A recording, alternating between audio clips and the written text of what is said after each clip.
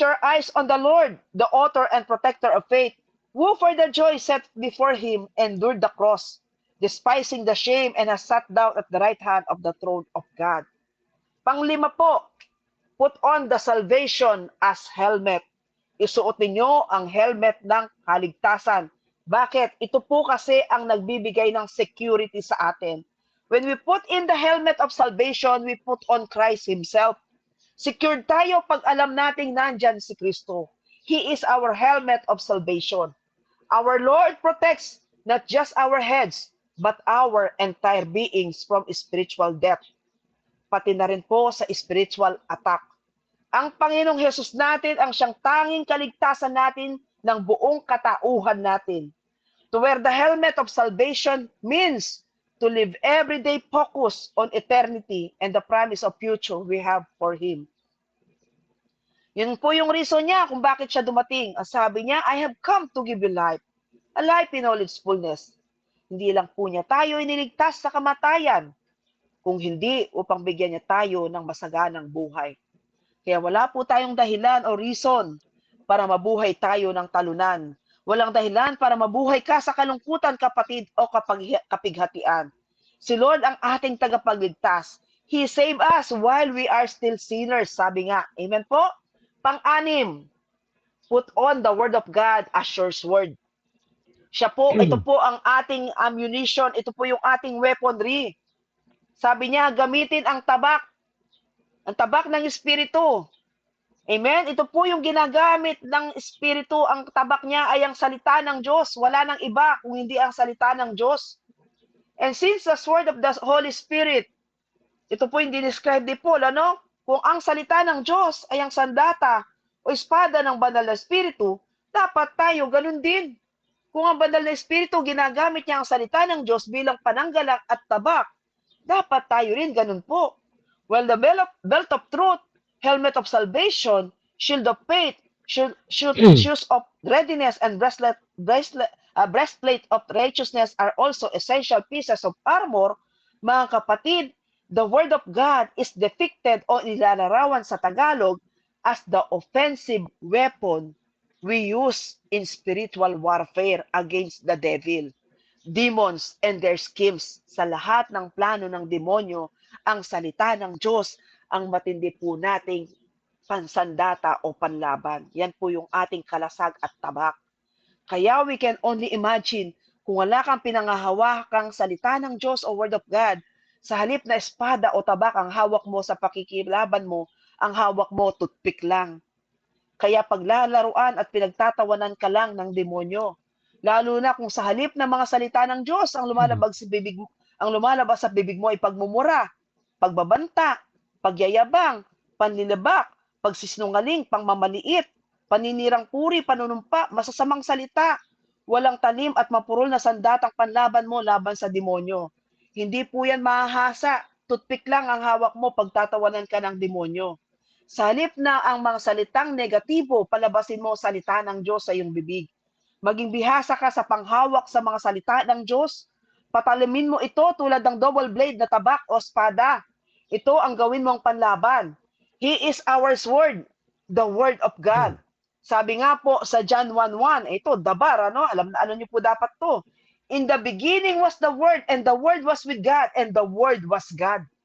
Kaya mahalaga po ang salita. Nung nilalang ng Panginoon ang ating mundo, ano sabi niya? Let there be light. Salita ang ginamit ng Panginoon. Amen? At pang-pito, mga kapatid, use the prayer as communication. Ano ang ibig sabihin nito? Keep connected. Sabi po sa verse 18 ng Epeso 6, ang lahat ng ito'y gawin ninyo na may panalangin at pagsamo. Manalangin kayo sa lahat ng pagkakataon sa patnubay ng Espiritu. My dear brothers and sisters, prayer is a spiritual communication between man and God. Upon putting all the armor of God, the next thing that we should do is to get your insights and direction to the Lord, our Master, na siyang nagbibigay ng tamang landas at siya ang nagbibigay sa atin kung paano tayo dapat humakbang at lumaban. Hindi pwedeng puro armor ang panlaban mo, kapatid. Amen? Dapat nandyan ang Panginoon sa iyong buhay. After all, the battle belongs to God. Hold on to the power of God in being connected because He is the source of all needs in order for us to triumph in all aspects of our life. Furthermore, ang panalangin po ay isang two-way conversation in which each one of us should not only talk to God, but so to listen to Him. Kapag tayo nananalangin, hindi lang tayo ang dapat nagsasalita. Dapat meron din tayong pause at makikinig din tayo sa Panginoon. Hindi pwedeng sulong lang tayo ng sulong. Baka mamaya iba ang directives, ibang boses pala ang napapakinggan natin. Kaya sa halip na magwagi ka, talunan ka, tapos iiyak-iyak ka, buho, yung bahag, sabi yan, ang tawag doon sa Tagalog, bahagang buntot, ibig sabihin, ano po yun? Sa matandang kasabihan? Yun na po, sis. Yun na po. Basta yun na. Yun na po, sis. Hindi pwedeng yung talunan ka, nauuwi. Paano sa iba ka nakinig at hindi direction ni Lord? Kaya sa pakikipag-usap po in communication with our Lord, sa pang-pito, dapat sa Kanya tayo kukuha ng directive. We must listen to Him.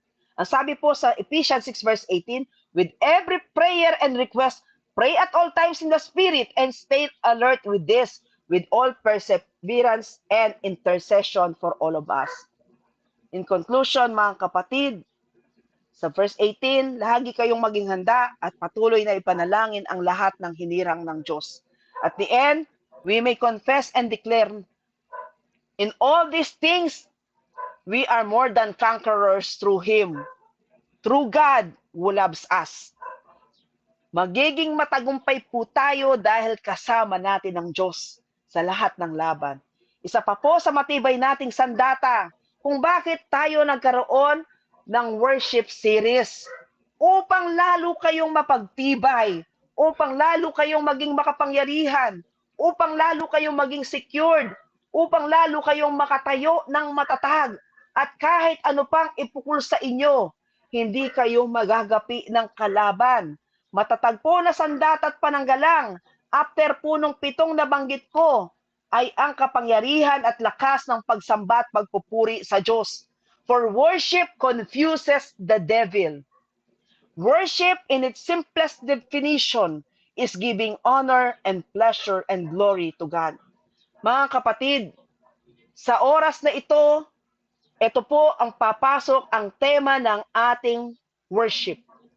Worship confuses the devil, and so we can overcome the evil. Amen po? With our worship. So regardless at kung ano man ang ating estado, nararamdaman at sitwasyon ngayon, bless ka man kapatid o may pinagdadaanan, still karapatan ng Diyos na siya'y ating sambahin at pupurihan. Today, my dear brothers and sisters, will be a miraculous, powerful, different, and blessed day. Shall we say amen to that? Amen?